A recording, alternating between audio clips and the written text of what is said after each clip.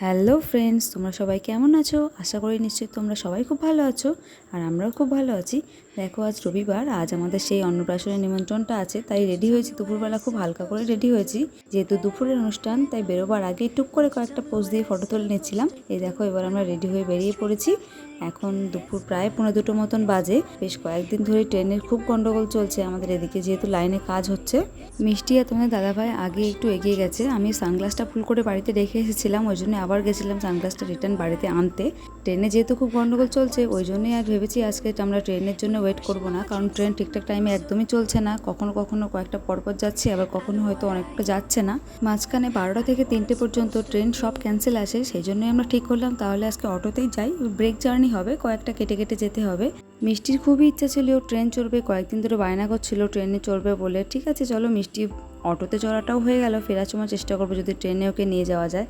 এই যে আমরা 3টে অটো চেঞ্জ করে করে লাস্ট পৌঁছালাম আমরা অনুষ্ঠান বাড়িতে। সবাই মিলে একটু পোজ দিয়ে আমি ভিডিও করছিলাম, ওরা ভেবেছে আমি প্রথম ফটো তুলছি, সেই জন্য সবাই একটু হাসাহাসি করছিল।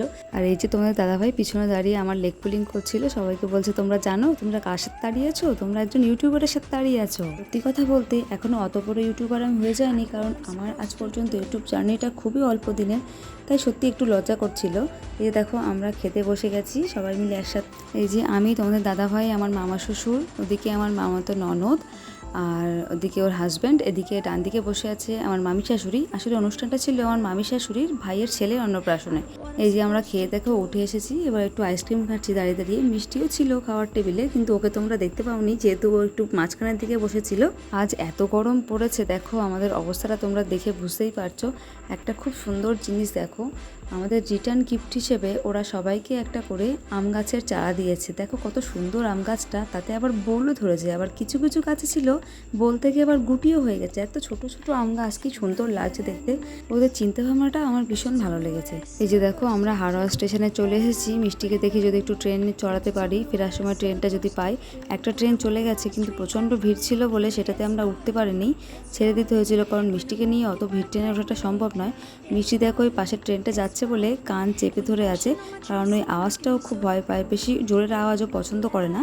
এই যা একটা ট্রেন এসেছে, এই ট্রেনটা বেশ ফাঁকা ফাঁকা আছে। আমরা দেখো উঠেছি, আমাদেরকে কেমন দেখো বিধ্বস্ত দেখাচ্ছে। আগের ট্রেনে প্রচণ্ড ভিড় ছিল বলে এই ট্রেনে ওঠার জন্য দেখো সমস্ত গয়নাকাটি আমি খুলে নিয়েছি, কারণ এটা মিস করলে আমাদের আর চলবে না, অনেকটা দেরি হয়ে যাবে। মিষ্টি দেখো জানলার ধারে দাঁড়িয়ে ভীষণ ট্রেন চড়াটা এনজয় করছে। আজকের কিছু ফটো দিয়ে এই ব্লগটা এখানে শেষ করছি। ব্লগটা কেমন লাগলো অবশ্যই কমেন্টে জানিও, ভালো লাগলে একটা লাইক দিও। এটা হলো আমার মামি শাশুড়ি আর আমার মামাতো ননদ। এটা হলো আমাদের সেই পুচকুটা যার আজকে ছিল অন্নপ্রাশন। ওকে তোমরা সবাই অনেক আশীর্বাদ করো, ও যেন জীবনে অনেক বড় হতে পারে এবং অনেক ভালো একটা মানুষ হতে পারে। চলো তবে সবাইকে আজকের মতন টাটা।